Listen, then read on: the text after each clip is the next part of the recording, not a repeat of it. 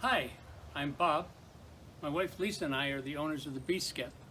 We're a business that focuses primarily on punch needle, rug punching, and rug hooking. This is punch needle.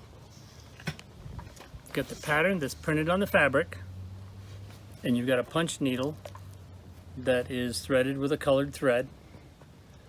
And what you do is you push the punch needle into the fabric, pull it out just barely out of the fabric, move over a little bit, and keep punching. And this process goes until you've finished. I would have filled in this white area with this thread. When you're done, take your little scissors, you clip the thread, and you move on to the next color. Now in doing this punch needle, you're working on the back of the project. All punch needles, you're working on the back of the project. This is the front of the project. Now for this particular punch needle project, I'm using one of our gripper frames. Now you can successfully punch needle using an embroidery hoop, but you'll find that as you work on the project is going to loosen up. With the gripper frame, the backing stays tight when you start, and it's tight for the whole time that you're working on your project. This is rug punching. Rug punching uses the same concept as miniature punch needle, except that you're punching with yarn instead of with thread. The pattern is printed on a heavier material called monk's cloth, and you have this rug punching tool that is threaded with the yarn. What you do is you take the rug punch, you push it into the backing, you pull it out, you move over a couple of holes in the monk's cloth, and you push the tool back in. So you keep punching like that until you've finished with a color. Once you're done doing a color area, you take the tool, you pull it out of the material, you snip it, and you move on to the next color. Now, similar to miniature punch needle, you're working on the back of the project.